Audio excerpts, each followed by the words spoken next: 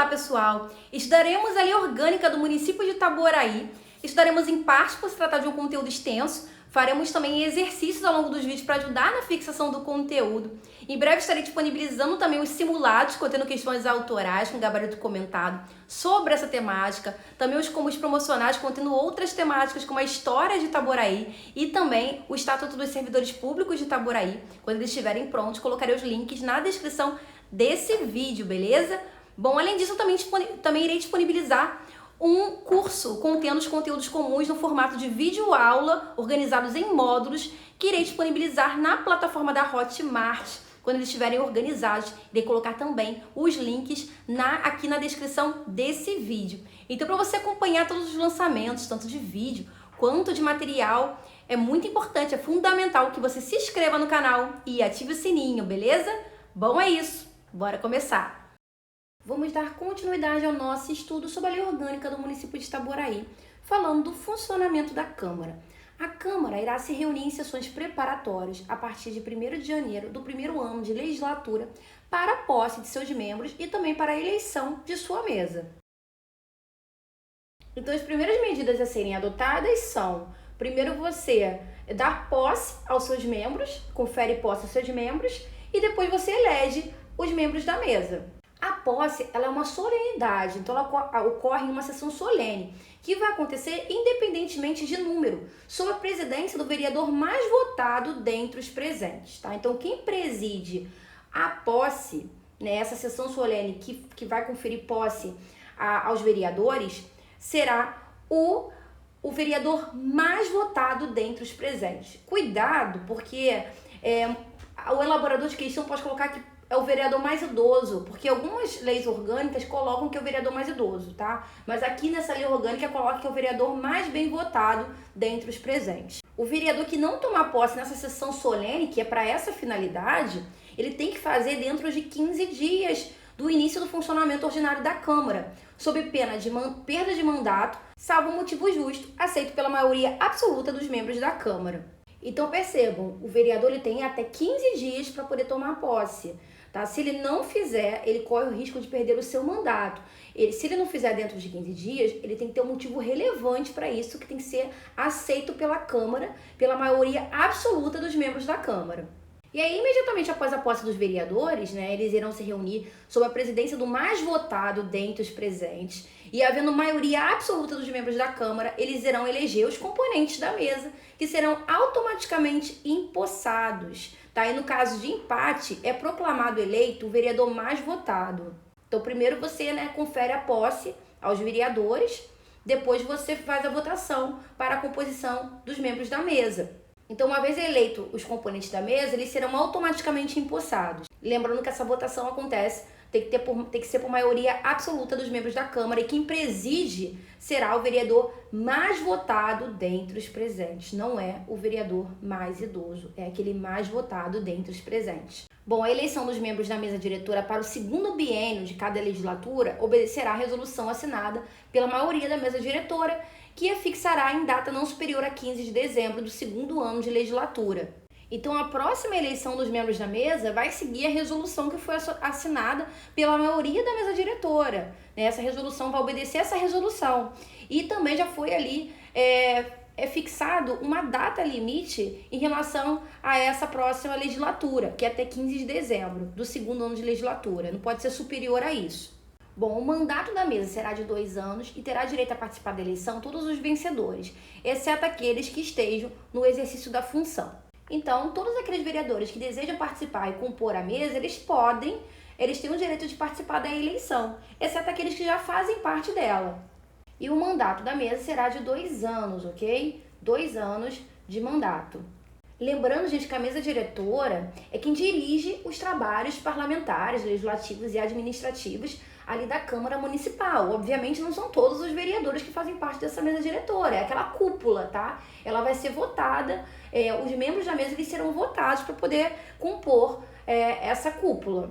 Aqui é dito também que o vereador que fizer parte da mesa e deseja se candidatar deverá renunciar ao cargo no prazo mínimo de 60 dias antes da eleição. Então, ele faz parte da mesa, mas ele quer tentar para a próxima, né? E aí ele renuncia para poder ficar ali elegível, né? Para ele poder conseguir se candidatar. Ele tem que renunciar no prazo mínimo de 60 dias antes da eleição. A mesa da Câmara se compõe de presidente, vice-presidente, do primeiro e segundo secretário, os quais se constituem nessa ordem, tá? Então, presidente, vice-presidente, primeiro e segundo secretários. Vale dizer que a constituição da mesa é assegurado nessa constituição, nessa composição da mesa, tanto quanto possível, que se tenha ali uma representação proporcional dos partidos e dos blocos parlamentares, né, que participam da casa, para não ficar desigual, você ter ali todos os componentes da mesa de um mesmo partido político, por exemplo. Na ausência dos membros da mesa, o vereador mais votado entre os presentes assume a presidência. E qualquer componente da mesa ele pode ser destituído pelo voto de 2/3 dos membros da Câmara. Quando? Quando ele for faltoso, quando ele for omisso, quando ele for ineficiente no desempenho de suas atribuições. E aí você elege outro vereador para poder complementar o mandato desse que saiu, tá? Então, se ele estiver faltando, se ele não estiver se posicionando, não estiver cumprindo com o que tem que cumprir, os seus deveres regimentais, ele pode sim ser destituído, ele pode sair dessa composição da mesa diretora, tá? E aí ele tem ali, se a Câmara decidir por isso, né, tem que ser pelo voto de 2/3 dos membros. A Câmara terá comissões permanentes e especiais. Bom, as comissões permanentes, em razão da matéria de sua competência, e as demais comissões, no que lhes for aplicável, cabe o quê? Discutir e votar as proposições sujeitas à deliberação do plenário que lhes forem distribuídas. Proposição, gente, é um termo que a gente usa para fazer referência a uma matéria que está ali sujeita à deliberação, à discussão, à decisão pela Câmara. Basicamente, é um assunto que tem que ser discutido, tem que ser decidido pela Câmara. Então, compete à comissão permanente discutir e votar essas proposições, essas matérias que estão sujeitas à deliberação, à discussão do plenário. Também discutir e votar projetos de lei que dispensar na forma do regimento interno a competência do plenário, salvo se houver recurso de 1/3 dos membros da Casa. Então, assim como discute, delibera, né, discute e vota as proposições que estão sujeitas à deliberação do plenário, também discute e vota projetos de lei que dispensam a competência do plenário, exceto se houver ali um recurso de 1/3 dos membros da casa, tá? Então, também compete, né, a comissão permanente discutir e votar projetos de lei, né, de acordo com o regimento, que é aquele documento que tem ali as normas envolvendo a organização interna da casa, da Câmara, tratar, né, discutir e votar esses projetos de lei que dispensar a competência do plenário. Também realizar audiências públicas com entidades da sociedade civil. Essas audiências públicas é uma forma de você reunir parte da população, do eleitorado, para discutir assuntos pertinentes, assuntos do interesse da população, para ouvir a população, as necessidades, as demandas da população. Também convocar os secretários municipais ou diretores equivalentes para prestar pessoalmente informações sobre assuntos previamente determinados ou conceder-lhes audiência para expor assuntos de relevância de sua secretaria. Então, também é uma competência, né, da comissão permanente convocar os secretários ou diretores que estão ali à frente de uma secretaria para poder prestar informações sobre algum assunto de relevância de sua secretaria, tá? Assunto esse previamente determinado. Também encaminhar através da mesa pedido escrito de informação à secretária municipal. Também uma competência ali. Cabe também à comissão permanente, né, encaminhar por meio da mesa pedidos escritos para que o secretário municipal ele informe, né, determinado assunto, determinada matéria. Também receber petições, reclamações ou representações de qualquer pessoa contra atos ou omissões das autoridades ou entidades públicas. Então, as comissões permanentes elas podem receber petições, né? Seria uma forma de você iniciar um processo judicial, né? Por conta de alguma reclamação, né? Por conta de alguma situação envolvendo o andamento, um trâmite da administração pública. Então, um cidadão ele pode peticionar, né? Se ele se sentiu lesado em algum aspecto, ele pode peticionar, sim, abrir, né, um pedido, iniciar um processo judicial. E cabe à comissão permanente ela receber essa petição, ela receber essa reclamação, essa representação contra abuso de autoridade. Também solicitar depoimentos de qualquer autoridade ou cidadão, também é uma competência da comissão permanente. Também acompanhar e apreciar programas de obras, planos municipais, regionais, setoriais de desenvolvimento e sobre eles emitir parecer. Então também é uma competência dessas comissões permanentes acompanhar os programas de obra, né, o andamento dessas obras, se estão de acordo com o orçamento, se estão de acordo com a programação, com o planejamento, e emitir um parecer sobre isso. Também exercer o acompanhamento e a fiscalização contábil, financeira, orçamentária, operacional e patrimonial do município e das entidades da administração direta e indireta, incluídas as fundações, sociedades instituídas e mantidas pelo poder público municipal. Então, compete também às comissões permanentes acompanhar fazer essa fiscalização orçamentária, financeira, contábil, operacional, patrimonial do município, e inclui isso a administração pública indireta, tá? Inclui ali as autarquias, inclui sociedades de economia mista, as empresas públicas, as fundações públicas, tá? Então, inclui também as entidades da administração pública indireta. Então, fazer esse acompanhamento, fazer essa fiscalização contábil, financeira, orçamentária, operacional e patrimonial do município. Também determinar a realização, com o auxílio do Tribunal de Contas do Estado, de diligências, perícias, inspeções e auditorias de natureza contábil, financeira, orçamentária, operacional e patrimonial nas unidades administrativas dos poderes legislativo e executivo da administração direta e indireta, incluídas as fundações e sociedades instituídas e mantidas pelo poder público municipal. Então, determinar, com o auxílio do Tribunal de Contas do Estado, a realização de diligências. Diligência seria uma forma de você apurar, buscar informações, evidências para você analisar determinado caso, tá investigando uma determinada situação, tentando resolver um determinado caso. Ou ainda perícias, inspeções, auditorias, né? A auditoria no sentido também de você verificar se as atividades elas estão acontecendo de acordo com aquilo que foi, com aquilo que está normatizado, que está ali na norma, que está de acordo com os parâmetros legais. A auditoria é uma ferramenta para você conseguir verificar isso. Junto à perícia, né? A perícia também vai analisar ali, vai avaliar, monitorar as contas públicas, enfim.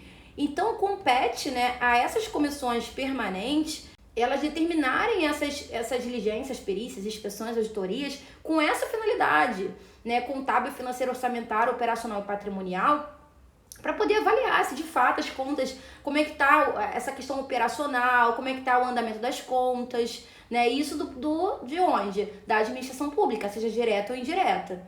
Também exercer a fiscalização e o controle dos atos do Poder Executivo, incluídos os da administração indireta.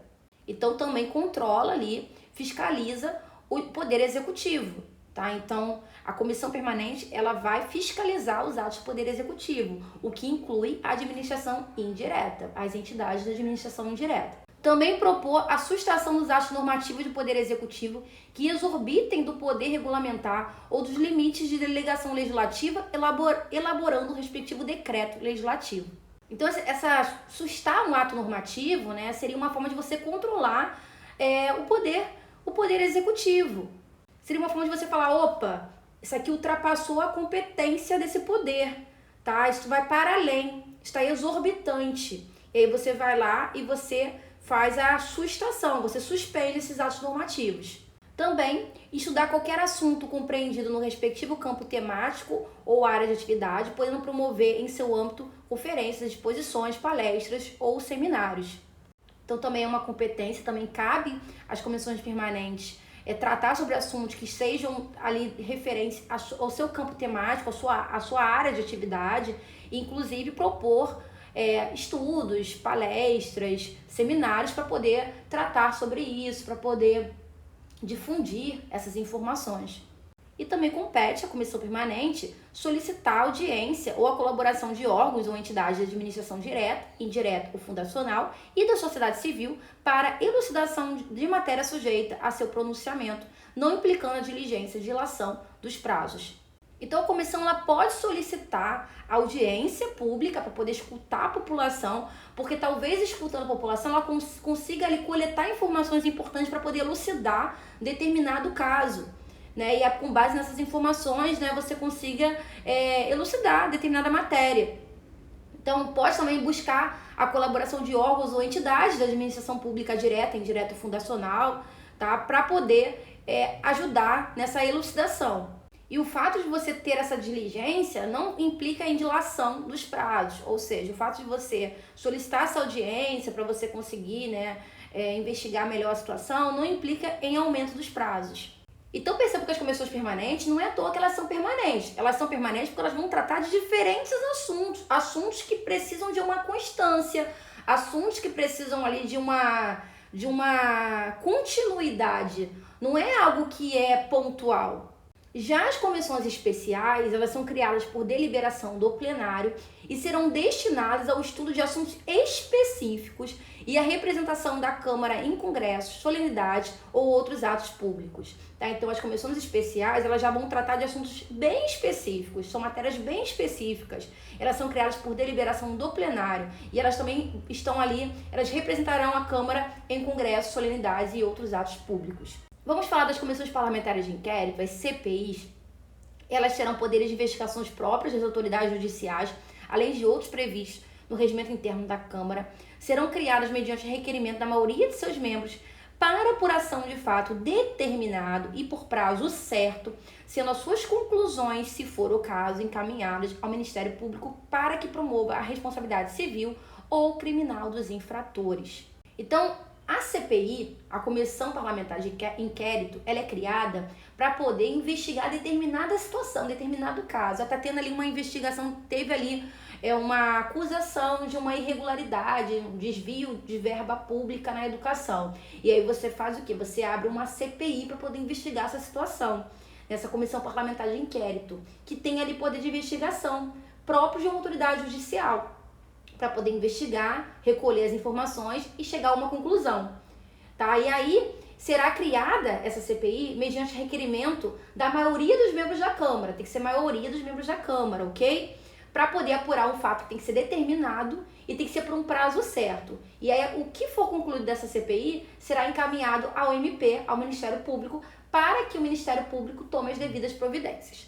E vamos fazer uma questão. Lembrando que já estão disponíveis para ver os simulados, contendo questões autorais com gabarito comentado sobre essa temática. Tem os combos promocionais também, contendo outras temáticas, como o Estatuto dos Servidores Públicos de Itaboraí e a História de Itaboraí. Vale muito a pena, tá? Porque é uma ótima forma de vocês exercitarem aquilo que vocês estão aprendendo aqui na teoria, beleza? Tá? Os links estão na descrição do vídeo. Tem também os cursos contendo videoaulas no formato de módulos, tá? dos conteúdos comuns, tanto do nível superior quanto do nível médio. Então, se vocês tiverem interesse também no curso, os links estão na descrição do vídeo. Tá? Vocês também podem estar fazendo contato comigo através do Instagram do canal, que é o @ensine em ação. Vamos à questão. Marque a opção correta acerca da definição das comissões parlamentares de inquérito nos termos expressos do positivado da Lei Orgânica Municipal de Itaboraí, RJ.